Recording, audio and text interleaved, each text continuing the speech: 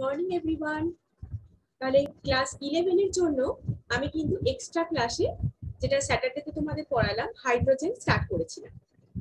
বলেছিলাম যে এই চ্যাপ্টারটা কিন্তু তোমাদের এক্সট্রা ক্লাসেই পড়া হবে, ঠিক আছে? সেরকমই আজকেও একটা এক্সট্রা ক্লাস হাইড্রোজেন চ্যাপ্টারটা যতটা হয়েছে তারপর থেকে আমি স্টার্ট করব, ঠিক আছে? চলো তাহলে আজকে তাহলে আমরা ডাইহাইড্রোজেন অবধি পড়েছিলাম, তারপরে যেটা ছিল হচ্ছে হাইড্রাইডস। হাইড্রাইডস থেকে আমরা বলেছিলাম পড়ব। চলো তাহলে হাইড্রাইডস থেকে আমরা স্টার্ট করি। স্ক্রিনটা তোমাদের সাথে শেয়ার করছি।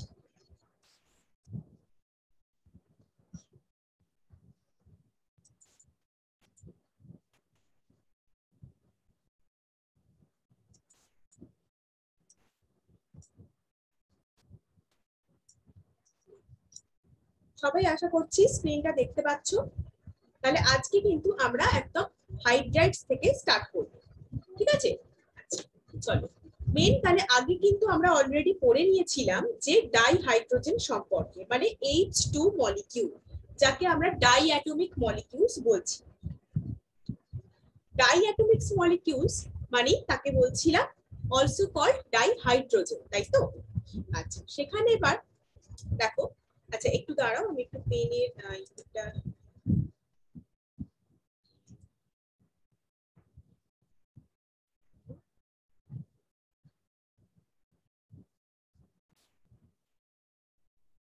এখানে তাহলে হাইড্রাইডে যেটা আমরা পড়বো সেটা হচ্ছে dihydrogen under certain reaction condition. কিছু রিঅ্যাকশন কন্ডিশন আছে যেটা কম্বাইন হয় অলমোস্ট অল এলিমেন্টের সাথে এক্সেপ্ট নোবেল গ্যাস। এরা কিন্তু নোবেল গ্যাসের সাথে কম্বাইন হতে পারে না, ডাইহাইড্রোজেনের কথা বলছি। ডাইহাইড্রোজেন আন্ডার সার্টেন রিঅ্যাকশন কন্ডিশনে এরা কিন্তু নোবেল গ্যাস ছাড়া অলমোস্ট অল এলিমেন্টের সাথে এরা কম্বাইন করে বাইনারি কম্পাউন্ড ফরমেশন করে, যেটাকে বলে হাইড্রাইড।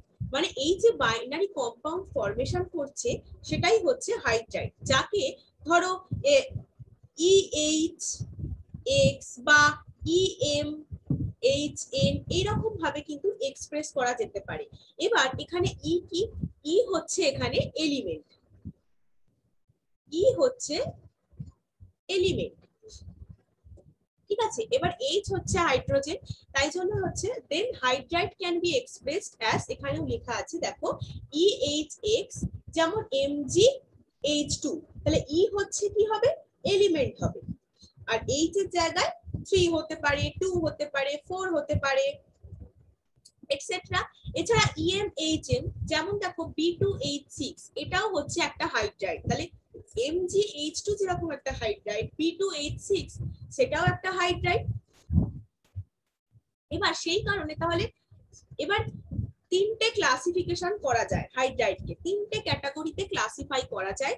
কারণ দেখো EHX এটা একটা ক্যাটাগরিতে পড়বে, EMHN এটা একটা ক্যাটাগরিতে পড়বে। এই ধরনের কিছু ক্যাটাগরিজ আছে যেখানে হাইড্রাইডকে ক্লাসিফাই করা যায়। নাম্বার 1 হচ্ছে ionic or saline or salt like hydrides. Ionic, saline or salt like hydrides হচ্ছে ফার্স্ট। নাম্বার 2 হচ্ছে দেখো covalent or molecular hydrides. Covalent হতে পারে অথবা সেটার নাম মলিকিউলার হাইড্রাইডসও হতে পারে। আর একটা হচ্ছে metallic or non stoichiometric hydride. Metallic or যেটা নন স্টয়চিওমেট্রিক। এবার এদের সম্পর্কে ডিটেইলসে আমরা পড়ব।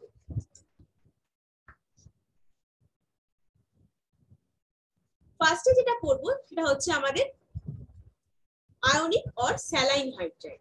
এটা হচ্ছে stoichiometric compounds of dihydrogen formed with most of the S block element। তাহলে এটা হচ্ছে stoichiometric compounds of dihydrogen form, যেটা হচ্ছে most of the S block এলিমেন্টের সাথে। এই হাইড্রাইডটা তাহলে S ব্লকে যে এলিমেন্ট গুলো আছে লাইক ধরো লিথিয়াম, বেরিলিয়াম, ম্যাগনেসিয়াম, এদের সাথে যুক্ত হয়ে ডাইহাইড্রোজেনের স্টয়চিওমেট্রিক কম্পাউন্ড এই এস ব্লক এলিমেন্টের সাথে যুক্ত হয়ে, যেগুলো কি না এস ব্লক এলিমেন্ট, আমরা অলরেডি এস ব্লক এলিমেন্ট পড়ে নিয়েছি, তাই তো? Class 11 A S block element চ্যাপ্টারটা আমাদের পড়া হয়ে গেছে। সেখানে অলরেডি পড়েছিলাম কি, যেটা হাইলি ইলেকট্রোপজিটিভ ইন ক্যারেক্টার। তাই তো, এরা হাইলি ইলেকট্রোপজিটিভ ক্যারেক্টারের হয়, তাদের সাথে এরা কিন্তু আমাদের হাইড্রাইড ফর্মেশন করে। কিছু significant covalent character is found in the lighter metal hydrides. Lighter যে মেটাল হাইড্রাইডস গুলো, তাতে কিছু সিগনিফিকেন্ট কোভ্যালেন্ট ক্যারেক্টার পাওয়া যায়। সিগনিফিকেন্ট কোভ্যালেন্ট ক্যারেক্টার পাওয়া যায়, সমযোজী চরিত্র দেখতে পাওয়া যায়। ধরো যে লাইটার, হালকা যেগুলো লাইট ওয়েটের হয়, সেই মেটাল হাইড্রাইড গুলো, যেরকম lithium hydride, beryllium hydride, magnesium hydride,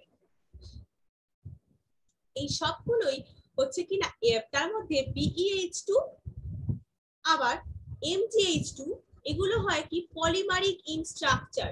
স্ট্রাকচারের দিক থেকে কিন্তু এরা পলিমারিক হয়। BeH2 আর MgH2 এই দুটো স্ট্রাকচারের দিক থেকে এরা পলিমারিক স্ট্রাকচার হয়, নট মনোমেরিক। এরা পলিমারিক স্ট্রাকচার হয়, পলিমারও পড়েছো তোমরা। তাহলে LiH, BeH2, MgH2 এগুলো হচ্ছে লাইট ওয়েটের মেটাল হাইড্রাইড, যেগুলো সিগনিফিকেন্টলি কোভ্যালেন্ট ক্যারেক্টারের হয়। ইনফ্যাক্ট BeH2 আর MgH2 এদের মধ্যে পলিমারিক হয়। এই আয়নিক হাইড্রাইডস গুলো ক্রিস্টালাইন হয়, নন ভোলাটাইল হয়, নন কন্ডাক্টিং ইন সলিড স্টেটে। যখন এরা সলিড স্টেটে থাকছে, সলিড স্টেটে এরা কিন্তু নন কন্ডাক্টিং হয়, ইনসুলেটিং হয় অনলি।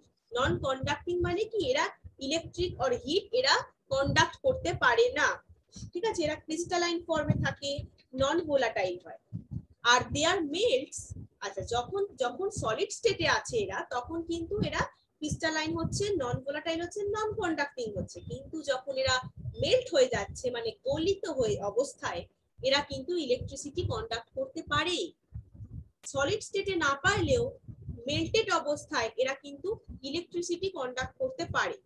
অন ইলেকট্রোলাইসিস এরা ডাইহাইড্রোজেন গ্যাস লিবারেট করে।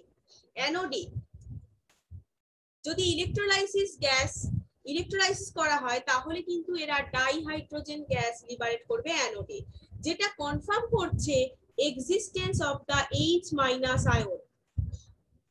এই যে ডাইহাইড্রোজেন গ্যাসটা লিবারেট হয়, এটা কনফার্ম করে দিচ্ছে যে H- আয়নের এক্সিস্টেন্স আছে, H- আয়ন এক্সিস্ট করে।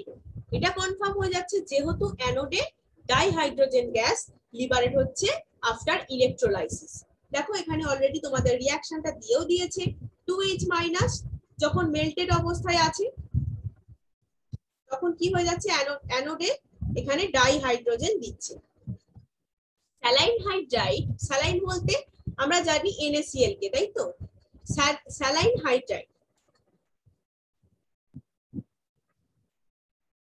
NaCl স্যালাইন বলতে আমরা জানি, স্যালাইন হাইড্রাইড হলে কি হবে, NaH। তাহলে এরা কিন্তু রিঅ্যাক্ট করে ভায়োলেন্টলি উইথ ওয়াটার। ভায়োলেন্টলি মানে তীব্রভাবে এরা কিন্তু রিঅ্যাক্ট করে ওয়াটারের সাথে, উইথ ওয়াটার প্রডিউস করে ডাইহাইড্রোজেন গ্যাস, তাহলে স্যালাইন হাইড্রাইড রিঅ্যাক্ট করছে ভায়োলেন্টলি উইথ ওয়াটার, প্রডিউস করছে ডাইহাইড্রোজেন গ্যাস। এখানে রিঅ্যাকশন দিয়ে দিয়েছে, এই হচ্ছে সেই সোডিয়াম হাইড্রাইড বা স্যালাইন হাইড্রাইড। একই জিনিস, Na সোডিয়াম হাইড্রাইড বা স্যালাইন হাইড্রাইড NaH, যেটা জলের সাথে ভায়োলেন্টলি রিঅ্যাক্ট করে ডাইহাইড্রোজেন গ্যাস দিচ্ছে, সাথে NaOH প্রোডাকশন করছে। Lithium hydride rather আনরিঅ্যাক্টিভ।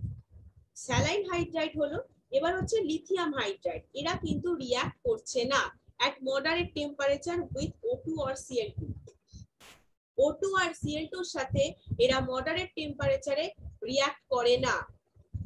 It is therefore, তাহলে এটা হচ্ছে মডারেট টেম্পারেচারে O2 আর Cl2 এর সাথে আনরিঅ্যাক্টিভ হয় লিথিয়াম হাইড্রাইড।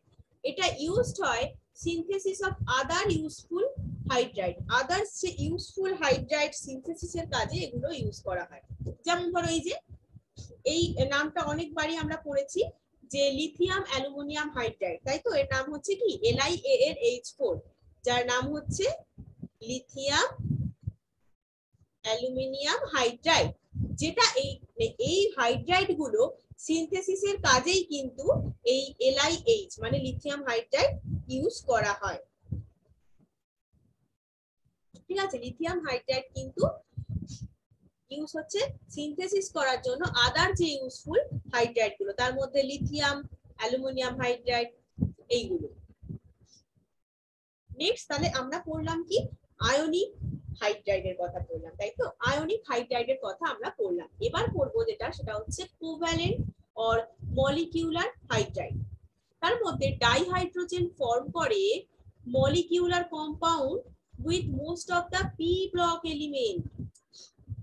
আমরা আগেরটাই কি বললাম না, ডাইহাইড্রোজেন ফর্ম করছে কম্পাউন্ডস গুলোকে উইথ এস ব্লক এলিমেন্টের সাথে, কিন্তু ডাইহাইড্রোজেন কোভ্যালেন্ট বা মলিকিউলার হাইড্রাইডের ক্ষেত্রে কি হয়, ডাইহাইড্রোজেন পি ব্লক এলিমেন্টের সাথে যখন মলিকিউলার কম্পাউন্ড দেবে, তাহলে আমরা এইভাবে আইডেন্টিফাই করতে পারি, যখন দেখবো পি ব্লক এলিমেন্ট গুলোর সাথে ডাইহাইড্রোজেন একটা মলিকিউলার কম্পাউন্ড তৈরি করেছে, তাহলে সেটা কোভ্যালেন্ট অর মলিকিউলার হাইড্রাইড। যখন এস ব্লকের সাথে করবে তখন তাকে বলবো আয়নিক হাইড্রাইড। তো আগেরটাতেই ছিল দেখলাম ionic or saline hydride,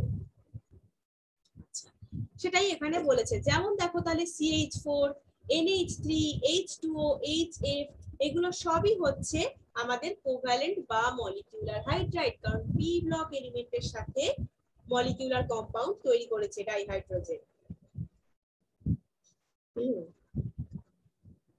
For convenience, hydrogen compounds of non-metal এর হাইড্রোজেন কম্পাউন্ড গুলো কি have also been considered as hydride, তাদেরকেও হাইড্রাইড হিসেবে কনসিডার করা হয় নন মেটালের হাইড্রোজেন যে কম্পাউন্ডস গুলো আছে। এবার এরা যেহেতু অলরেডি আমরা নাম থেকেই বুঝে যাচ্ছি যে এরা কি হয় না, এরা কোভ্যালেন্ট হয়, তাই তো? এরা কিন্তু কোভ্যালেন্ট হয়। কোভ্যালেন্ট হওয়ায় এরা কিন্তু ভোলাটাইল কম্পাউন্ডস, উদায়ী হয়, এরা কিন্তু উদায়ী হয়।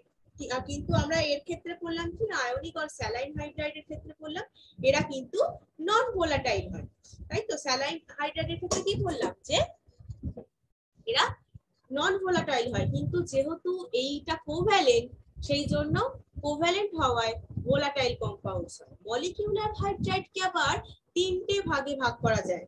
Molecular hydrides further classified into 3 groups. তার মানে কিসের উপর না, নাম্বার অফ ইলেকট্রন আর bond in their Lewis structure. Lewis স্ট্রাকচারে number of the electrons and বন্ডের উপর ডিপেন্ড করে মলিকিউলার বা কোভ্যালেন্ট হাইড্রাইডকে electron deficient, electron precise, electron rich hydride. তার মানে এমন হাইড্রাইড যেটাতে ইলেকট্রনের ঘাটতি হয়, আর একটা হাইড্রাইড যেখানে ইলেকট্রন যথেষ্ট পরিমাণে, যতটা ইলেকট্রন দরকার সেখানে সেই পরিমাণেই আছে, প্রয়োজনীয় ইলেকট্রন রয়েছে। আর একটা হয় ইলেকট্রন রিচ, মানে যেখানে ইলেকট্রন যা থাকা দরকার তার থেকে বেশি আছে। চলো এবার সেগুলো সম্পর্কে দেখে নিই। ইলেকট্রন ডেফিসিয়েন্ট হাইড্রাইড মানে অলরেডি বুঝেই গেছো যে কি হবে, নেম থেকেই বুঝতে পারছি যে too few electrons for writing its conventional Lewis structure. Lewis structure লেখার জন্য যে ইলেকট্রনটা প্রয়োজন সেই নাম্বার অফ ইলেকট্রন এখানে নেই, ইলেকট্রনের ডেফিসিয়েন্সি হয়েছে। তার মধ্যে একটা মোস্ট কমন এক্সাম্পল হচ্ছে B2H6, মানে হচ্ছে ডাইবোরেন। B2H6 মানে হচ্ছে ডাইবোরেন।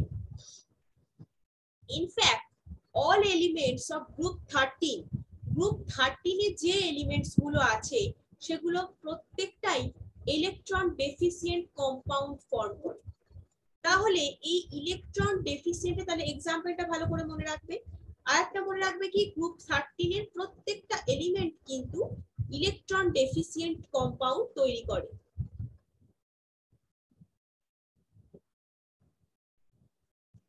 আচ্ছা, তাহলে এই যে এরকম একটা বিহেভিয়ার, এরকম দেখে তোমার কি মনে হচ্ছে?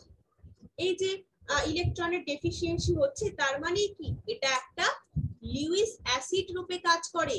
তাহলে ইলেকট্রন যার কম আছে সে কি করতে পারবে, ইলেকট্রন অ্যাকসেপ্ট করতে পারবে, তাই তো? ইলেকট্রন যার কম আছে সে তো কিছুতেই ইলেকট্রন ডোনেট করতে পারবে না, সে কখনো ইলেকট্রন ডোনার হবে না, তার মানে সে হবে ইলেকট্রন অ্যাকসেপ্টার। আর ইলেকট্রন অ্যাকসেপ্টার মানেই আমরা জানি যে সেটা লিউইস অ্যাসিড রূপে কাজ করে, ঠিক আছে? এটাই হচ্ছে ইলেকট্রন ডেফিসিয়েন্ট হাইড্রাইড। আর একটা আছে সেটা হচ্ছে নাম্বার 2 যেটা আমরা পড়েছিলাম। নাম্বার 1 হলো, নাম্বার 2 হচ্ছে ইলেকট্রন প্রিসাইজ কম্পাউন্ড, যেখানে রিকোয়ার্ড নাম্বার অফ ইলেকট্রন রয়েছে, মানে যথেষ্ট পরিমাণ যা প্রয়োজন সেটাই রয়েছে। Electron precise compound have the required number of electrons to write their conventional Lewis structure. All মানে গ্রুপ 13 এর প্রত্যেকটা এলিমেন্ট ইলেকট্রন ডেফিসিয়েন্ট হাইড্রাইড দেয়, আর গ্রুপ 14 এর all elements of group 14 form করে such compounds like দেখো CH4।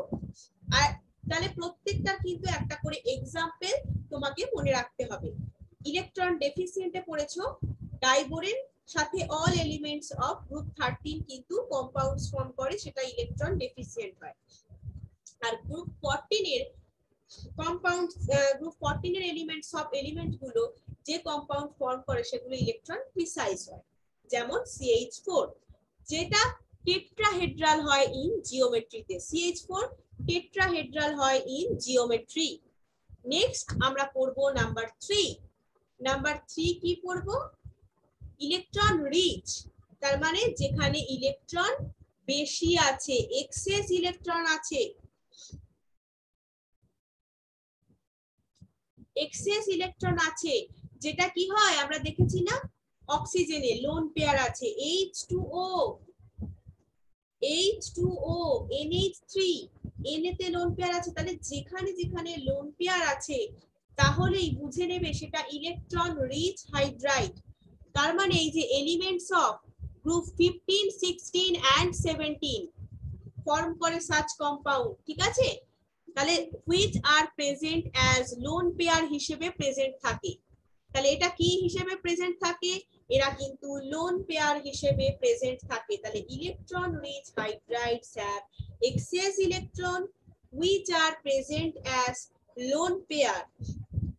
R group 15, group 16 and group 17 এর প্রত্যেকটা element এই ধরনের কম্পাউন্ড তৈরি করে, ইলেকট্রন রিচ হাইড্রাইড তৈরি করে। যেমন ধরো NH3,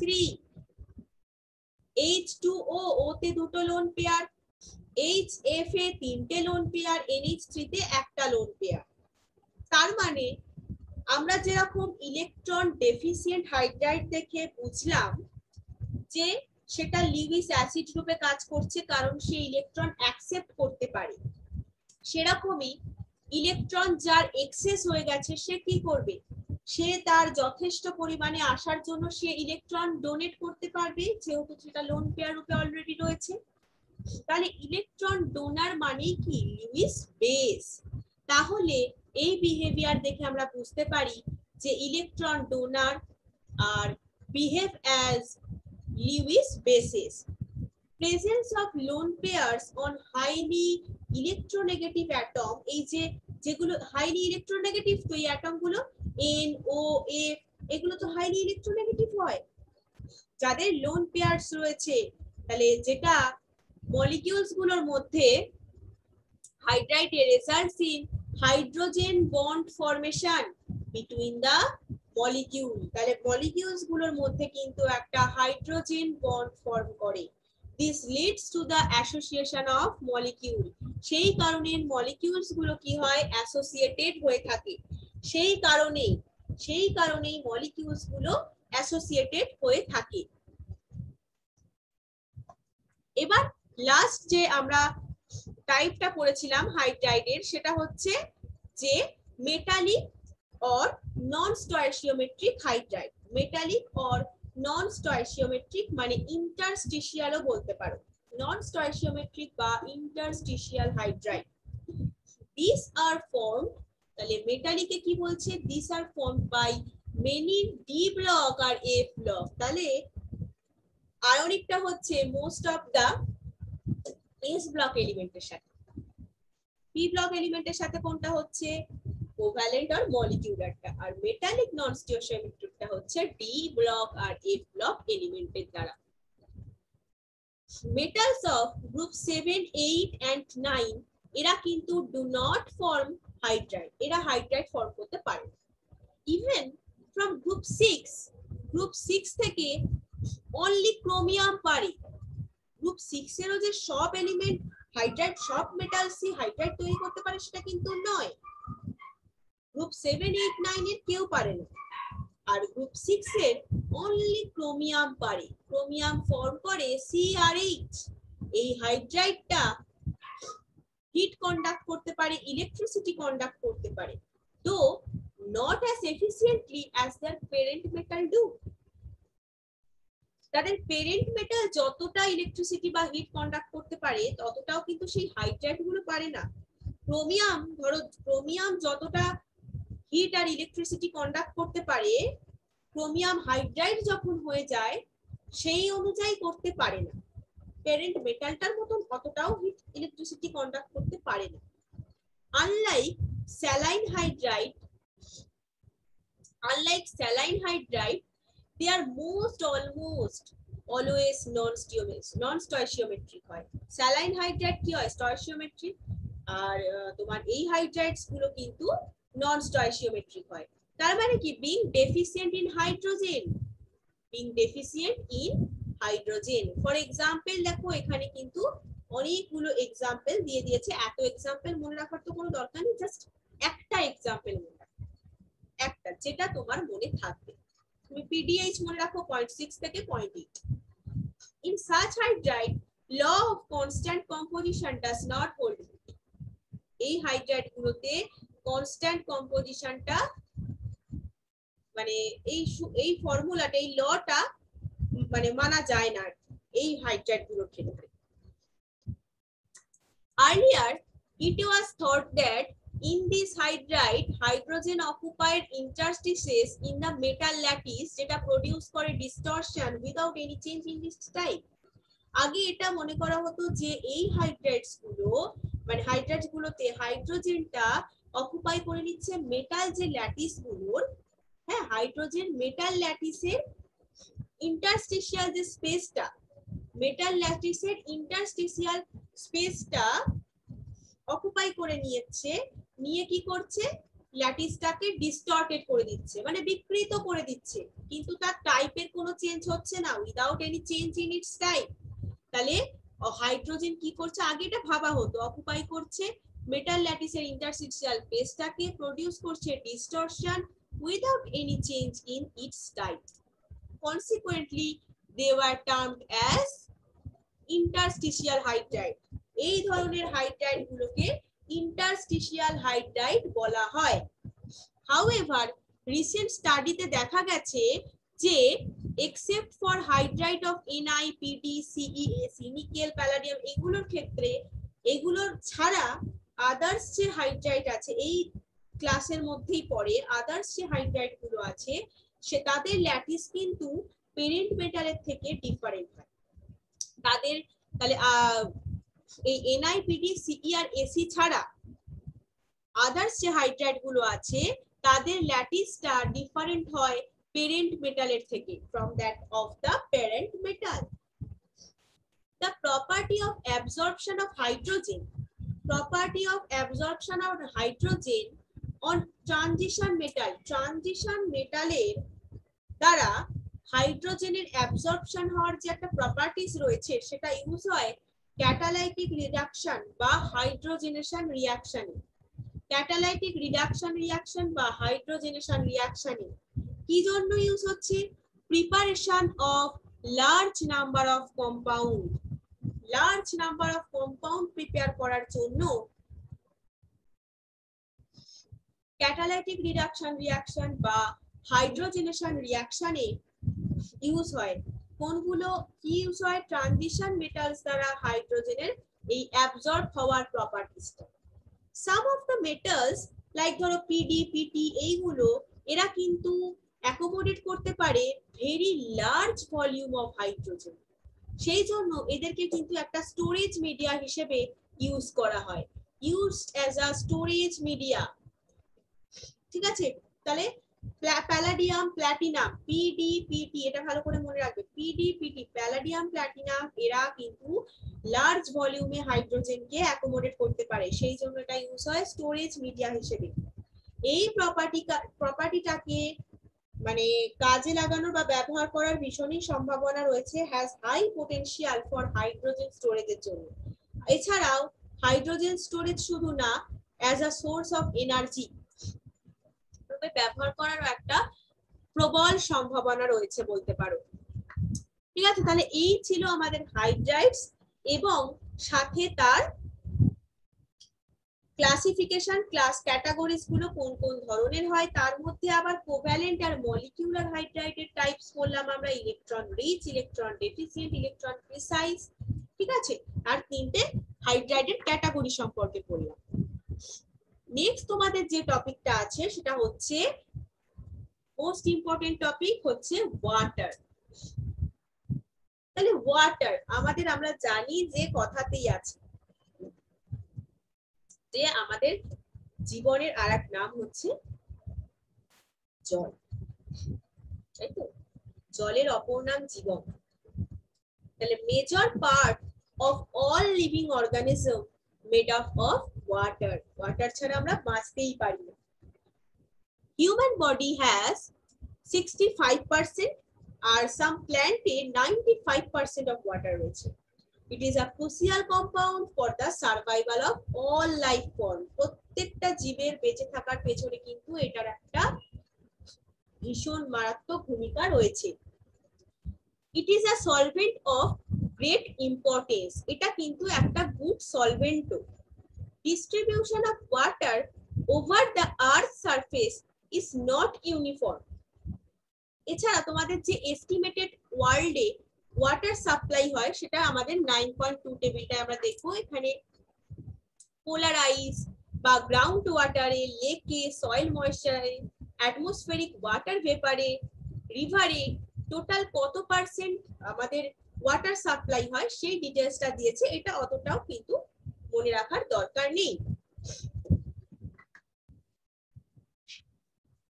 নেক্সট আছে ফিজিক্যাল প্রপার্টিজ অফ ওয়াটার। ওয়াটারের কিছু ফিজিক্যাল প্রপার্টিজ আছে, অবশ্যই সবকিছুরই আমরা ফিজিক্যাল প্রপার্টিজ, কেমিক্যাল প্রপার্টিজ করছি, সেরকম ওয়াটারের তো অবশ্যই আছে, কারণ অলরেডি আমরা জানি যে ওয়াটারকে হাইড্রোলাইসিসের কাজে আমরা ইউজ করি, তাই তো? তাহলে এটা হচ্ছে একটা, দেখো, কালারলেস, টেস্টলেস। জলের কি কোনো কালার আছে? কালার নেই। টেস্টলেস, টেস্টও নেই। আচ্ছা, এটার কিছু ফিজিক্যাল প্রপার্টির সাথে হেভি ওয়াটার। হেভি ওয়াটার মানে হচ্ছে যাকে D2O দ্বারা রিপ্রেজেন্ট করা হয়, D2O হেভি ওয়াটার, আর H2O হচ্ছে নরমাল ওয়াটার।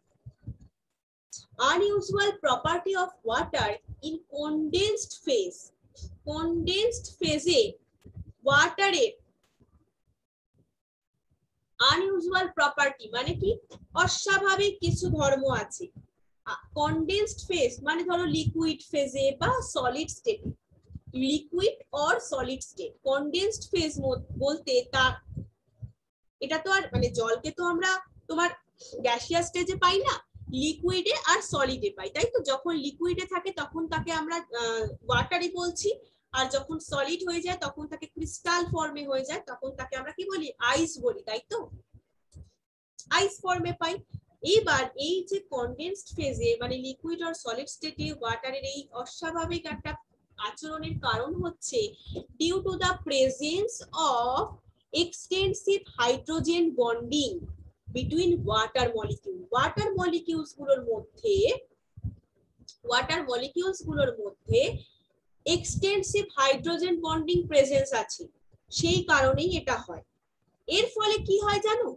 এর ফলে high freezing point, high boiling point, high heat of vaporisation, boiling পয়েন্টও হাই হয়, ফ্রিজিং পয়েন্টও হাই হয়, হিট অফ ভেপারাইজেশন প্রপার্টি সেটাও হাই, হিট অফ ফিউশন সেটাও হাই হয়, comparison to H2S, H2SE। H2S, H2S এর তুলনায় freezing point, boiling point, heat of vaporisation, heat of fusion এগুলো সবই হাই হয়। আদার্স লিকুইডের সাথে যদি কম্পেয়ার করি, ওয়াটার কিন্তু একটা higher specific heat, thermal conductivity, surface tension, dipole moment and dielectric constant. এই প্রপার্টিজ গুলোর জন্যই এই যে থার্মাল কন্ডাক্টিভিটি বা সারফেস টেনশন বা ডাইপোল মোমেন্ট বা ডাইইলেকট্রিক কনস্ট্যান্ট, ডাইইলেকট্রিক মানে পরাবৈদ্যুতিক ধ্রুবক, এই প্রপার্টিজ গুলো সব ওয়াটারের হাই। সেই জন্য এই প্রপার্টিজটা অ্যালাউ করে ওয়াটারকে টু প্লে এ কি রোল ইন বায়োস্ফিয়ার, বায়োস্ফিয়ারে একটা গুরুত্বপূর্ণ ভূমিকা পালন করতে অ্যালাউ করে এই প্রপার্টিজ গুলোর জন্য। এই হাই হিট অফ ভেপারাইজেশন, এই যে high heat of vaporisation and heat capacity, এটা কিসের জন্য responsible? Moderation of climate and body temperature of all living beings. Living beings এর বডি টেম্পারেচার মডারেট করার জন্য, ক্লাইমেট মডারেট করার জন্য, মানে মেনটেন করার জন্য, মডারেশন মানে কি মেনটেন করার জন্য, ক্লাইমেট মেনটেন করছে, লিভিং বিংস এর বডি টেম্পারেচার মেনটেন করছে। তারপর আমাদের বডি টেম্পারেচার মেনটেন করে তো ওয়াটার। তাহলে হাই হিট অফ ভেপারাইজেশন মানে, ভেপারাইজেশন মানে কি বাষ্পীভবন, তাপ, হিট ক্যাপাসিটি এদের হাই হওয়ার কারণে এটা রেসপন্সিবল হচ্ছে এই ক্লাইমেট মডারেশন, বডি টেম্পারেচার মডারেশনের জন্য। এটা কিন্তু একটা excellent solvent for transportation of ion and molecules, যেটা রিকোয়ার্ড হয় for plant and animal মেটাবলিজমে।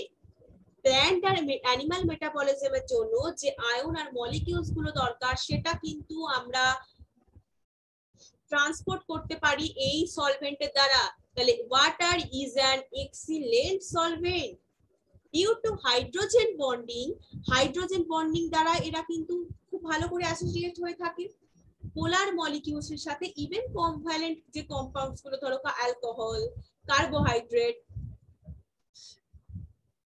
Dissolved হয়ে যায় ইন ওয়াটারে, যেহেতু হাইড্রোজেন বন্ড আছে, হাইড্রোজেন বন্ড করে নেয় তো, সেই কারণে হাইড্রোজেন বন্ডের কারণে।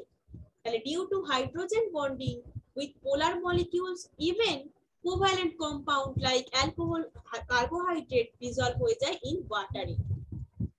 তাহলে নেক্সট যেটা বলছিলাম যে 9.3 তে তোমাদের ফিজিক্যাল প্রপার্টিজ গুলো দেওয়া রয়েছে H2O and D2O সম্পর্কে। এগুলো জাস্ট তোমরা এমনি রিড করতে পারো, এগুলো মনে রাখার কোনোই প্রয়োজন নেই, কারণ এগুলো কখনোই মনে রাখতে পারবে না প্রত্যেকটা আর এগুলো আসেও না। নেক্সট যেটা দেখবো স্ট্রাকচার অফ ওয়াটার। ওয়াটারের স্ট্রাকচার এই কদিনে আমরা অনেকগুলো চ্যাপ্টারে, কিছু কিছু চ্যাপ্টারে কিন্তু অলরেডি স্টাডি করেছি। তাহলে দেখো গ্যাস ফেজে যখন থাকছে ওয়াটার কিন্তু বেন্ট মলিকিউল, বেন্ট হয়ে আছে, দেখছো মানে স্ট্রাকচারটা কি হয়েছে এরকম এরকম হয়ে আছে, যার বন্ড অ্যাঙ্গেল হচ্ছে 104.5 ডিগ্রি। বন্ড অ্যাঙ্গেলটা মনে রাখবে, বন্ড লেন্থ দরকার নেই। এটা হচ্ছে হাইলি পোলার মলিকিউল, এটা হচ্ছে হাইলি পোলার মলিকিউল। ওভার অরবিটাল গুলো ওভারল্যাপ করার পিকচারও দিয়ে দিয়েছে। এটা লিকুইড ফেজে মলিকিউলস গুলো অ্যাসোসিয়েট হয়ে থাকে হাইড্রোজেন বন্ডের দ্বারা। এটা অনেকবারই বলছি যে হাইড্রোজেন বন্ডের দ্বারাই কিন্তু এরা অ্যাসোসিয়েট হয়ে থাকে। তাহলে এবার আমরা যেটা অলরেডি বলেওছি যে যখন ওয়াটার আছে তখন সেটা তাহলে কি লিকুইড ফর্মে আছে, তাহলে সলিড ফর্মে কখন হয়ে যাবে? সেটা হচ্ছে crystalline form of water is ice. আইসে যখন হয়ে গেল সেটা ক্রিস্টাল ফর্মে চলে এলো। অ্যাটমসফেরিক প্রেসারে আইস কিন্তু ক্রিস্টালাইজ হয়ে যায় হেক্সাগোনাল ফর্মে। অ্যাটমসফেরিক প্রেসারে বায়ুমণ্ডলীয় চাপে আইস কিন্তু ক্রিস্টালাইজ হয়ে যায় হেক্সাগোনাল ফর্মে। But at very low temperature, যখন টেম্পারেচার খুব কম, এটা কিন্তু কিউবিক ফর্মে কনডেন্স হয়ে যায়, কনডেন্স হয়ে যায় কিউবিক ফর্মে।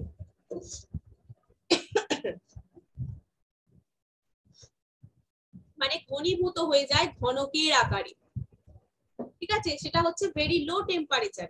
আর অ্যাটমসফেরিক প্রেসারে এরা কিন্তু হেক্সাগোনাল ফর্মে থাকে, ক্রিস্টালাইজ হয়ে যায় আইস গুলো। তাহলে ডেনসিটি অফ আইস অবশ্যই লেস হবে ওয়াটারের থেকে।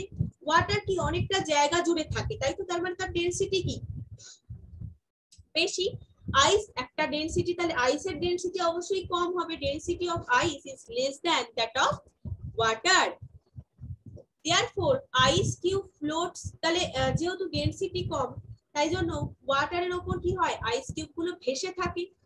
উইন্টার সিজনে কি হয় জানো, winter season ice form on the surface of a lake, লেকের সারফেসে আইস ফর্মেশন হয়, যেটা প্রোভাইড করে থার্মাল ইনসুলেশন হিসেবে কাজ করে, যেটা এনসিওর করে the survival of the aquatic life, জলে যে সমস্ত প্রাণ রয়েছে, জলে যারা বসবাস করছে তাদের সার্ভাইভালটা এনশিওর করছে এই লেকের সারফেসে আইস ফর্মেশন হয়ে, যেটা প্রোভাইড করে একটা thermal insulation. This fact is of great ecological significance, great ecological significance রয়েছে কিন্তু এটাতে। এবার স্ট্রাকচার অফ দ্য আইস, এটা থেকে আগেটা থেকে ওইটাই জানার দরকার নেই, সেটা হচ্ছে তোমার জাস্ট ডেনসিটিটা আইসের কম হয়, আইস কিউব ফ্লোট হয়, এগুলো অলরেডি তোমাদের কমন সেন্সে তোমরা জানোই, তেমন কিছু নেই। আর স্ট্রাকচার অফ আইসে যেটা দেখতে হচ্ছে যে আইস হচ্ছে হাইলি অর্ডার, মানে খুবই ভালো করে একদম মানে সুশৃঙ্খল ভাবে থাকে, আর 3 dimensional hydrogen bonded structure, highly order 3 dimensional hydrogen bonded structure. এবার যদি আমরা এক্স রে দ্বারা আমরা যদি আইস ক্রিস্টালকে এক্সামিন করি তাহলে কি দেখতে পাবো, each oxygen atom is surrounded tetrahedrally by 4 other oxygen atom at a distance of 276 picometre. প্রত্যেকটা অক্সিজেন অ্যাটম টেট্রাহেড্রালি সারাউন্ডেড হয়ে রয়েছে আদার্স 4টে অক্সিজেন অ্যাটম দ্বারা, যাদের ডিসটেন্স হচ্ছে 276 pm. Hydrogen bonding gives ice a rather open type structure. আইসের hydrogen bonding এর জন্য open type structure হয়, ঠিক আছে, উইথ হোয়াইট হোলস, তার সেই স্ট্রাকচারের মধ্যে আবার হোলও থাকে, ওয়াইড হোল থাকে। এই হোলগুলোর জন্য, এই হোলগুলো কি করতে পারে জানো, এই হোলগুলো ওপেন টাইপ স্ট্রাকচার থাকে, সেই খোলা স্ট্রাকচারের ভেতরে আবার হোয়াইট হোলস থাকে। এই হোলগুলো হোল্ড করে রাখে সাম আদার মলিকিউলসকে, অফ অ্যাপ্রোপ্রিয়েট সাইজ হতে হবে, অবশ্যই সেটার অ্যাপ্রোপ্রিয়েট সাইজ হতে হবে, ঠিক আছে, অ্যাপ্রোপ্রিয়েট সাইজের আদার্স মলিকিউল গুলোকে ওই হোলের মধ্যে হোল্ড করে রাখতে পারে।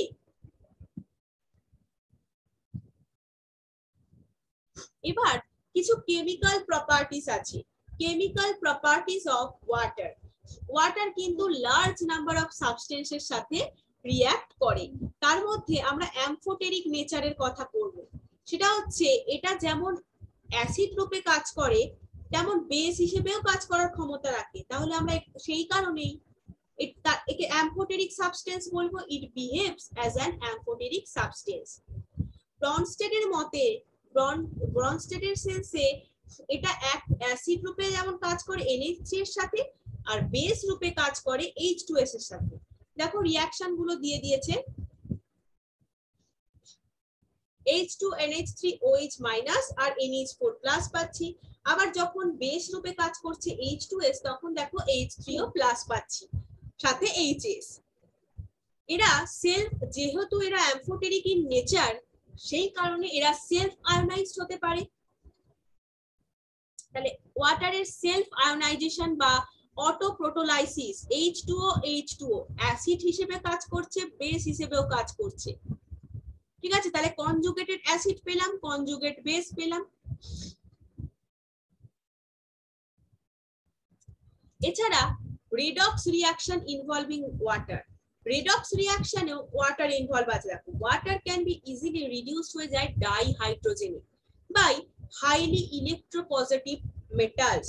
তাহলে water can be easily reduced to ডাইহাইড্রোজেন বাই হাইলি ইলেকট্রোপজিটিভ মেটালস, যেমন 2H2O 2Na। তাহলে H2 মানে আমাদের ইলেকট্রোপজিটিভ মেটাল হতে হবে, তাহলে হাইলি ইলেকট্রোপজিটিভ মেটাল, তাই তো। তার মধ্যে এক্সাম্পল সোডিয়াম। তাহলে এটা আমরা ডাইহাইড্রোজেনের একটা গ্রেট সোর্স বলতে পারি। এই প্রসেসটা, তাহলে রেডক্স রিঅ্যাকশন ইনভলভিং ওয়াটার, এটাকে আমরা ডাইহাইড্রোজেনের একটা গ্রেট সোর্স বলতে পারি। তাহলে হাইলি ইলেকট্রোপজিটিভ মেটাল রিডিউসড হয়ে গিয়ে কি দিল, ডাইহাইড্রোজেন দিল, তাই তো? এই যে ডাইহাইড্রোজেন উৎপন্ন হয়েছে। এছাড়া এই যে এটা রিডিউস হতে পারে ঠিকই, ওয়াটার রিডিউস হয়ে গেল কিসের দ্বারা, হাইলি ইলেকট্রোপজিটিভ মেটালের দ্বারা, হয়ে গিয়ে ডাইহাইড্রোজেন দিল। এছাড়া ওয়াটার কিন্তু আবার অক্সিডাইজও হতে পারে, O2 তে পরিণত হয়। যখন কি হয় জানেন, যখন ফটোসিনথেসিস হয়, ফটোসিনথেসিসের সময় ওয়াটার অক্সিডাইজ হয়ে যায় O2 তে। এই সেই রিঅ্যাকশন, একদম গ্লুকোজের মেকানিজম, গ্লুকোজ প্রিপারেশন দিয়ে দিয়েছে। এছাড়া ফ্লুরিন সাথেও যখন ওয়াটার রিঅ্যাকশন করবে সেটা অক্সিডাইজ হয়ে যায় O2 তে। ফ্লুরিনের সাথে রিঅ্যাকশন করেও দেখো এটা কিন্তু O2 তে অক্সিডাইজড হয়ে গেছে। নেক্সট আছে হাইড্রোলাইসিস রিঅ্যাকশন ডিউ টু মানে হাইড্রোজেনের ডাইইলেকট্রিক কনস্ট্যান্ট না, হাইড্রোজেন বললাম তোমার সরি ওয়াটার হচ্ছে ডাইইলেকট্রিক কনস্ট্যান্ট, সেই জন্য এটা হচ্ছে ভেরি স্ট্রং হাইড্রেটিং টেন্ডেন্সি রয়েছে এদের। যেহেতু এরা ডাইইলেকট্রিক কনস্ট্যান্ট, তাই এদের ভেরি স্ট্রং হাইড্রেটিং টেন্ডেন্সি রয়েছে। এটা ইনভলভ আছে মেনি আয়নিক, এটা ডিজলভ করতে পারে মেনি আয়নিক কম্পাউন্ডস কে, অনেক আয়নিক কম্পাউন্ডস কে কিন্তু ওয়াটার ডিজলভ করতে পারে। However, certain covalent আর some ionic compounds ও আছে যারা হাইড্রোলাইজড হয় ইন ওয়াটারে। certain covalent আর some ionic compounds আছে যেটা হাইড্রোলাইজড হয়ে যায় ইন ওয়াটারে। এইগুলো P4O10 6H2O, তাহলে 4H3PO4, এই দুটো রিঅ্যাকশন হলো। এবার আছে hydrate formation. Hydrate, from aqueous solution many salts can be crystallized as hydrated salt হিসেবে। aqueous solution থেকে অনেক সল্টস কি হয়, প্রচুর পরিমাণে সল্টস ক্রিস্টালাইজড হয়ে যায় হাইড্রেটেড সল্ট হিসেবে। তাদের অ্যাসোসিয়েশনের আবার ডিফারেন্ট টাইপ আছে। তাহলে from aqueous solution many salts crystallise হয়ে যায় হাইড্রেটেড সল্টে। এটা আবার ডিফারেন্ট টাইপের হয় এদের অ্যাসোসিয়েশন। কোঅর্ডিনেটেড হতে পারে, মানে অসমযোজী বন্ধনের দ্বারা যুক্ত হতে পারে ওয়াটার মলিকিউলস। ইন্টারস্টিশিয়াল ওয়াটার হতে পারে, যেমন BaCl2H2O, এরা ইন্টারস্টিশিয়াল ওয়াটার। ইন্টারস্টিশিয়াল মানে কি, যে ল্যাটিস মানে ক্রিস্টাল ল্যাটিসের মানে ইন্টারস্টিশিয়াল স্পেসে আবদ্ধ আছে এরকম ওয়াটার মলিকিউলস। এছাড়া হাইড্রোজেন বন্ডেড ওয়াটার হতে পারে, হাইড্রোজেন বন্ধনে আবদ্ধ ওয়াটার মলিকিউলস। ঠিক আছে, তিনটে ভাবে ওয়াটারের অ্যাসোসিয়েশন হতে পারে। আচ্ছা, নেক্সট দেখো তোমাদের আছে hard and soft water. Next আছে hard and soft water. Hard and soft ওয়াটারে যেটা পড়তে হবে তোমাদের, সেটা কিছু কিছু পার্ট পড়তে হবে। এই ফার্স্ট প্যারাগ্রাফে যেরকম যেটা আছে সেটা অতটাও দরকার নেই। আজ ঠিক আছে, আমি পড়াতে পড়াতে বলে দিচ্ছি। পরে কিছু আছে টেম্পোরারি হার্ডনেস, পার্মানেন্ট হার্ডনেস এর প্রসেস, সেইগুলো তোমাদের পড়তে হবে বেশি করে। ঠিক আছে, আচ্ছা রেইন ওয়াটার দেখো, এবার কিছু মানে হার্ড আর সফট ওয়াটার সম্পর্কে তো জানতেই হবে, নইলে তো আদার্স কোশ্চেন পারবে না। তাহলে rain water is almost pure, contains some dissolved gases from atmosphere. এরা কিন্তু অ্যাটমসফিয়ার থেকে সাম dissolved gases কন্টেইন করে থাকে। এবার ওয়াটার যেহেতু আমরা প্রথম থেকেই পড়ছি একটা গুড সলভেন্ট হওয়ায় it flows on the surface on the earth, dissolves many salts. When it flows on the surface of the earth, it dissolves many salts. Presence of calcium and magnesium salt, presence of calcium and magnesium salt in the form of ধরো bicarbonate, hydrogen carbonate মানে কি, hydrogen carbonate মানেই হচ্ছে bicarbonate.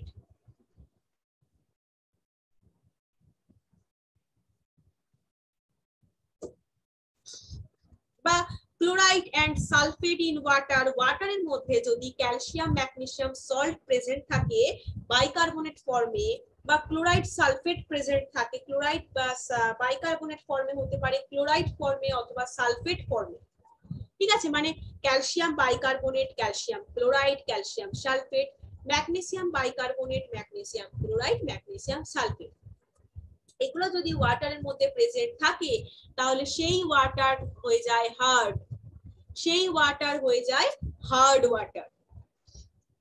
এটা কিন্তু leather with soap, does not leather, hard water কিন্তু সাবানের সাথে মিশে গেলে ফেনা তৈরি হয় না। নর্মাল ওয়াটারে কি হয়, আমরা যেটা সফট ওয়াটার সেটা কি হয় সাবানের সাথে মিশে ফেনা তৈরি করতে পারে, কিন্তু সফট ওয়াটার, এই হার্ড ওয়াটার কিন্তু does not give leather with soap.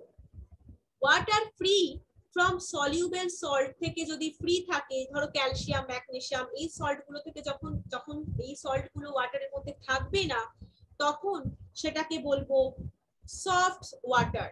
Soft water কিন্তু সাবানের সাথে মিশে ফেনা তৈরি করতে পারে ইজিলি, তোমরা জানো যেটা সফট ওয়াটার যেটা আমরা ইউজ করি, ঠিক আছে। এই হলো তাহলে হার্ড ওয়াটার। হার্ড ওয়াটার মানে কি হচ্ছে না ক্যালসিয়াম ম্যাগনেসিয়াম সল্ট প্রেজেন্ট থাকছে in the form of bicarbonate, chloride আর সালফেট ফর্ম, যেটা ওয়াটারটাকে হার্ড করে দিচ্ছে। হার্ড ওয়াটার ফর্ম করে scum or precipitate with soap. Soap তো কন্টেন্ট করে থাকে সোডিয়াম স্টিয়ারেট, সোপের মধ্যে সোডিয়াম স্টিয়ারেট থাকে, এই সোডিয়াম স্টিয়ারেট রিঅ্যাক্ট করছে হার্ড ওয়াটারের সাথে, প্রেসিপিটেট করছে সিএ আর এমজি স্টিয়ারেটে। এই যে সেই সোপের মধ্যে সোডিয়াম স্টিয়ারেট রয়েছে, এম হচ্ছে এখানে ক্যালসিয়াম আর ম্যাগনেসিয়াম, ঠিক আছে। তাহলে সোপের সাথে কেন ফেনা তৈরি করছে না আর কি, কারণ ক্যালসিয়াম আর ম্যাগনেসিয়াম স্টিয়ারেটেড প্রেসিপিটেট করছে, ঠিক আছে। আচ্ছা, তাহলে hard water precipitate with form precipitate with soap, কারণ সোপ যেহেতু সোডিয়াম স্টিয়ারেট কন্টেন্ট করে থাকে সে রিঅ্যাক্ট করছে হার্ড ওয়াটারের সাথে, তার মানে হার্ড ওয়াটারে কি আছে ক্যালসিয়াম ম্যাগনেসিয়াম সল্ট আছে, তারপরে কি হচ্ছে ক্যালসিয়াম আর ম্যাগনেসিয়াম স্টিয়ারেট প্রেসিপিটেট করছে। প্রেসিপিটেটকে এইরকম সাইন দিয়ে লেখা হয়, আর যদি গ্যাস প্রোডাকশন হয় তাহলে এরকম উপর দিকে অ্যারো থাকে। ইট ইজ therefore unsuitable, দেখো এখানে প্রেসিপিটেট করছে বলে নিচের দিকে অ্যারো দিয়েছে, এটা আনসুইটেবল ফর লন্ড্রির জন্য unsuitable, harmful for boiler as well, বয়লারের জন্য কিন্তু হার্মফুল, কারণ বয়লারে কি হয় একটা মানে লেয়ার পড়ে যায়, অদ্রাব্য মানে deposition of salt in the form of scale, অদ্রাব্য লবণের একটা আস্তরণ গঠিত হয়, সেটা কি করে বয়লারের এফিসিয়েন্সিটাকে রিডিউস করে দেয়, reduce the efficiency of the boiler, ঠিক আছে। এবার করব যে হার্ডনেস হয় টু টাইপের, ঠিক আছে, একটা টেম্পোরারি হার্ডনেস, একটা permanent hardness, temporary hardness and permanent hardness. Temporary hardness হচ্ছে due to the presence of, temporary hardness কোনটাকে বলছি, টেম্পোরারি হার্ডনেস হচ্ছে due to the presence of calcium আর ম্যাগনেসিয়াম হাইড্রোজেন কার্বনেট, মানে ক্যালসিয়াম আর ম্যাগনেসিয়াম বাইকার্বনেট ধরে নাও, ঠিক আছে, ধরে নাও মানে ওটাই তো, ম্যাগনেসিয়াম আর ক্যালসিয়াম হাইড্রোজেন কার্বনেট মানেই হচ্ছে আর একটা নাম হচ্ছে বাইকার্বনেট। তাহলে ম্যাগনেসিয়াম ক্যালসিয়াম হাইড্রোজেন কার্বনেটের প্রেজেন্টে কিন্তু সেটা টেম্পোরারি হার্ডনেস হয়। এবার ইট ক্যান বি রিমুভড, এই টেম্পোরারি হার্ডনেসটা আমরা কি করে রিমুভ করব, সেটা হচ্ছে দেখো বয়েলিং এর মাধ্যমে করতে পারি। কি করে করব, বয়েলিং এর সময় কি হয় না সলিউবেল যে এমজিসি মানে ম্যাগনেসিয়াম বাইকার্বনেট কনভার্ট হয়ে যায় ইনসলিউবেল ম্যাগনেসিয়াম হাইড্রোক্সাইডে, ঠিক আছে। বয়েলিং এর সময় সলিউবেল যে ম্যাগনেসিয়াম বাইকার্বনেট কনভার্ট হয়ে যায় ম্যাগনেসিয়াম হাইড্রোক্সাইডে, ক্যালসিয়াম বাইকার্বনেট চেঞ্জ হয়ে যায় ক্যালসিয়াম কার্বনেটে, তার কারণ high solubility product of MgO2 এর OH এর whole 2 as compared to that of MgCO3 MgCO3 এর সাথে কম্পেয়ার করলে MgOH এর Hol2 হচ্ছে হাইলি সলিউবল সেই কারণেই হয় এটা তাহলে MgOH এর Hol2 প্রেসিপিটেট করে ক্যালসিয়াম কার্বনেটের প্রেসিপিটেট করে যদি বয়েল করছি মানে হিট দিচ্ছি এই প্রেসিপিটেটস গুলো রিমুভ করতে পারি আমরা ফিল্ট্রেশনের মাধ্যমে ঠিক আছে এই প্রেসিপিটেটস গুলো আমরা রিমুভ করে দিতে পারি ফিল্ট্রেশনের মাধ্যমে filtrate thus obtained will be soft water এই ফিল্ট্রেটটা থেকে আমরা সফট ওয়াটারকে অবটেন করে নিতে পারি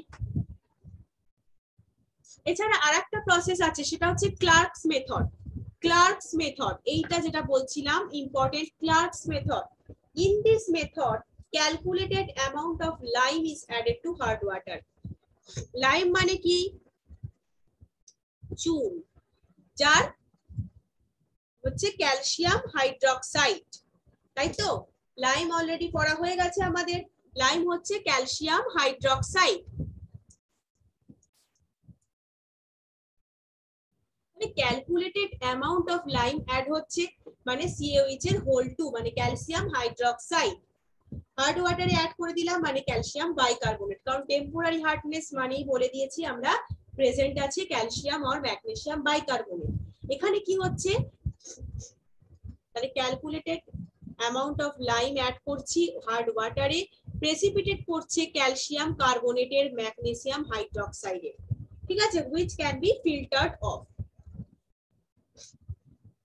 এই হচ্ছে সেই রিঅ্যাকশনটা ঠিক আছে ক্যালসিয়াম বাইকার্বনেটের সাথে আমরা যখন ক্যালসিয়াম হাইড্রক্সাইড মানে লাইম মেশাচ্ছি তাহলে ক্যালসিয়াম কার্বনেটের প্রেসিপিটেট করছে যাকে ফিল্ট্রেট করে দেওয়া যাবে ক্লার্কের মেথড হয়ে গেল আমাদের এবার হচ্ছে পার্মানেন্ট হার্ডনেস তাহলে টেম্পোরারি হার্ডনেস বললাম এবার হচ্ছে পার্মানেন্ট এর কারণ হচ্ছে ম্যাগনেসিয়াম ক্যালসিয়াম সল্টটা মানে ক্লোরাইড আর সালফেট ফর্মে যখন থাকে ক্লোরাইড আর সালফেট ফর্মে যখন থাকে due to the presence of soluble salts of magnesium and calcium in the form of chloride and sulfates in water এটা কিন্তু বয়লিং এর মাধ্যমে রিমুভ করা যায় না permanent hardness is not removed by boiling এটাও কিন্তু এমসিকিউ এর জন্য একটা কোশ্চেন তাহলে permanent hardness is not removed by boiling তাহলে রিমুভ করব কিভাবে ট্রিটমেন্ট করব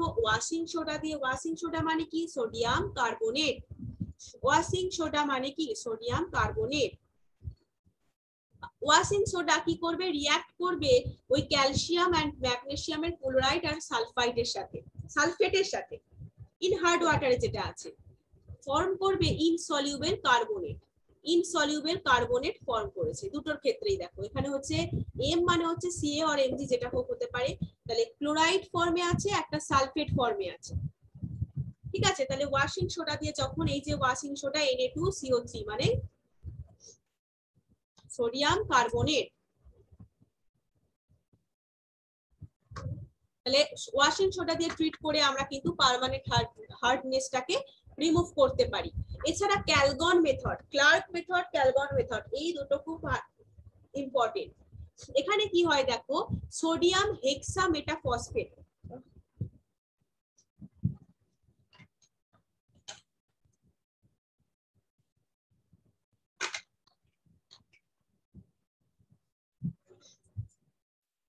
ক্যালগন মেথডে কি হয় দেখো সোডিয়াম হেক্সামেটাফসফেট এর স্ট্রাকচার এটা দেখো এটা ফর্মুলাটা Na6P6O18 যেটাকে বলে ক্যালগন এই সোডিয়াম হেক্সামেটাফসফেটটাকেই ক্যালগন বলে when added to hard water যখন অ্যাড করছি না তখন এই রিঅ্যাকশনটা হয় এখানে M হচ্ছে Ca আর Mg দেখো একটা কমপ্লেক্স ফর্ম করেছে complex anion keeps the Mg2+ আর Ca2+ ion in solution কমপ্লেক্স অ্যানায়নটা Mg আর Ca2+ টাকে ধরে রাখে সলিউশনে ঠিক আছে এই কমপ্লেক্স অ্যানায়নটা এই যে M দেখেছো মিডিলে M হচ্ছে তাহলে Mg অথবা Ca তাহলে Mg2+ আর Ca2+ আয়নকে কমপ্লেক্স অ্যানায়নটাই ধরে রাখে সলিউশনের মধ্যে আরেকটা আছে ion exchange method this method is also called zeolite or permuted process. Zeolite or permuted process, এখান থেকেও অনেক সময় কোশ্চেন আসে।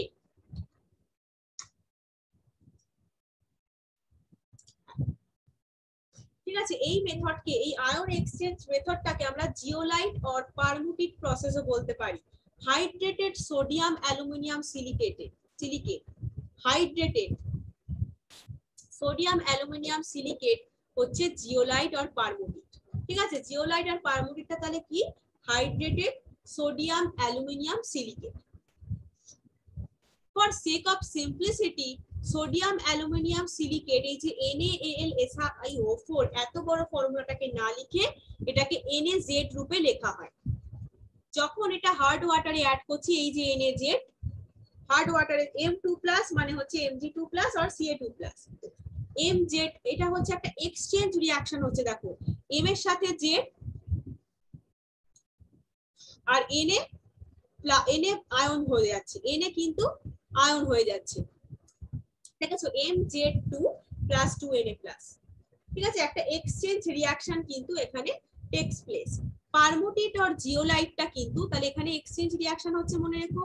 জিওলাইট যখন এক্সস্টেড হয়ে যায়, কখন? যখন সব সোডিয়াম গুলো, জিওলাইটের তো NaZ, তাহলে সোডিয়াম গুলো যখন সব ইউজ হয়ে যায়, সমস্ত সোডিয়াম ব্যবহার করার হয়ে যাওয়ার পরে এক্সস্টেড হয়ে যায় জিওলাইট পারমুটেড। এটা আবার রিজেনারেট করা যায় কিভাবে? ফর ফার্দার ইউজের জন্য এটাকে আমাকে ট্রিট করতে হবে অ্যাকুয়াস সোডিয়াম ক্লোরাইড সলিউশন দিয়ে। অ্যাকুয়াস সোডিয়াম ক্লোরাইড সলিউশন দিয়ে এই যে সেই রিঅ্যাকশন Mz2 টাকে আমরা যে পেলাম, সেটাকে আমরা কি করব? Mz2 টাকে আবার রিজেনারেট করব ফার্দার ইউজের জন্য, NaCl দ্বারা ট্রিট করব। তাহলেই দেখো আবার এক্সচেঞ্জ রিঅ্যাকশন হয়ে NaZ তৈরি হয়ে যাচ্ছে, আবার কিন্তু NaZ তৈরি হয়ে যাচ্ছে। নেক্সট আছে synthetic resin method. Synthetic resin method, nowadays hard water is softened by using synthetic cation exchanger. Synthetic cation exchanger দিয়ে কিন্তু করা হয়। এই মেথডটা কিন্তু মোর এফিসিয়েন্ট দ্যান জিওলাইট প্রসেসের থেকেও। জিওলাইট প্রসেসের থেকেও এই মেথডটা কিন্তু আরো বেশি কার্যকরী। ক্যাটায়ন এক্সচেঞ্জ রেজিন কন্টেন করে রাখে large organic molecule. Large organic molecule যেমন SO3H কন্টেন করে থাকে, SO3H গ্রুপ রয়েছে, এটা ওয়াটার ইনসলিউবল হয়। আয়ন এক্সচেঞ্জ রেজিন এই RSO3H এক্সচেঞ্জ হয়ে চেঞ্জ হয়ে যায় Na তে, কি দ্বারা? NaCl দ্বারা যদি ট্রিট করি। Resin exchange Na+ ion with Ca2+ and Mg2+। Ca2+ আর Mg2+ এর সাথে না একটা Na+ এর একটা আয়ন এক্সচেঞ্জ রিঅ্যাকশন হয়, সেটাই এই ওয়াটারটাকে সফট করে দেয়। এখানে আর হচ্ছে resin ion. Resin ion, resin ion হচ্ছে, রেজিন আয়নই হচ্ছে R = তাহলে R Na দেখো এখানে কি করছে, M2+ এ এক্সচেঞ্জ হয়ে R2M Na+, এক্সচেঞ্জ রিঅ্যাকশন হচ্ছে এখানে। এইভাবে ওয়াটারটাকে সফট করে দিচ্ছে। তাহলে ক্যাটায়ন এক্সচেঞ্জারের মাধ্যমে, সিনথেটিক ক্যাটায়ন এক্সচেঞ্জার কিন্তু জিওলাইট প্রসেসের থেকেও একটা এফিসিয়েন্ট প্রসেস। এই রেজিনটাকে, এই যে রেজিন, এটাকে আমরা আবার রিজেনারেট করতে পারি সেম সেই অ্যাকুয়াস NaCl সলিউশন অ্যাড করে। Resin can be regenerated by, এটা হলো। এবার আমরা পিওর ডিমিনারেলাইজড মানে deionised water free from all soluble mineral salt obtain করব কিভাবে? By passing water successively through a cation exchange in the H+ form আর anion exchange মানে in the OH- form resin। তাহলে একটা ক্যাটায়ন এক্সচেঞ্জ আর একটা anion এক্সচেঞ্জের মধ্যে দিয়ে যখন আমরা ওয়াটার পাস করাবো, তখন কিন্তু আমরা পিওর ডিমিনারেলাইজড অর ডিআয়োনাইজড ওয়াটার পাবো, যেটা free from all soluble mineral salt থেকে ফ্রি। ঠিক আছে, in this ক্যাটায়ন এক্সচেঞ্জার প্রসেসে কি হয়, H প্লাস এক্সচেঞ্জ হয় Na plus Ca2 plus Mg2 plus এর সাথে, আর এছাড়া আদার ক্যাটায়নস এর সাথে হতে পারে যেটা প্রেজেন্ট থাকে ওয়াটারে। এই প্রসেসে কি হচ্ছে, প্রোটন রিলিজ হচ্ছে যেটা ওয়াটারকে অ্যাসিডিক করে তুলছে, ওয়াটারকে যেটা অ্যাসিডিক করে তোলে। এই process, this process results in proton release and thus makes the water acidic. In the anion exchange process এ কি হয়, the anion exchange process A OH, এখানে এইটাই দিয়েছে, OH মাইনাস আয়নটা এক্সচেঞ্জ হয় for anion Cl minus HCO3 minus SO42 minus, এইগুলোর সাথে exchange হয়, রিঅ্যাকশনটা যেটা ওয়াটারের মধ্যে প্রেজেন্স থাকে, ক্লোরাইড, সালফেট, বাইকার্বনেট, এই আয়নগুলো, সেটা হচ্ছে anion. OH minus Das liberate করে নিউট্রালাইজ, মানে OH মাইনাস কি হয়, লিবারেট হয়ে যাচ্ছে OH মাইনাস আয়নটা এক্সচেঞ্জের ফলে, যেটা এর ফলে কি হচ্ছে, H প্লাস আয়নটাকে নিউট্রালাইজ করে দিচ্ছে। এবার এক্সস্টেন্স এই ক্যাটায়ন আর অ্যানায়ন এক্সচেঞ্জ রেজিন বেডসটাকে আবার রিজেনারেট করতে পারবো ফর ফার্দার ইউজের জন্য by treatment with dilute acid and alkali solution. তাহলে প্রত্যেকটার ক্ষেত্রেই কিন্তু দেখো আমরা কিভাবে রিজেনারেট করতে পারবো বললাম, বেশিরভাগ ক্ষেত্রে কি ছিল না, অ্যাকুয়াস NaCl ছিল, NaCl সলিউশন। এটার ক্ষেত্রে দেখো ক্যাটায়ন এক্সচেঞ্জার বা অ্যানায়ন এক্সচেঞ্জ রেজিন বেডসটাকে জেনারেট করার জন্য আমাদের ডাইলিউট অ্যাসিড আর অ্যালকালি সলিউশন দিয়ে ট্রিট করতে হবে। ঠিক আছে, ওকে চলো তাহলে আজকে কিন্তু এই পর্যন্তই পড়ালাম।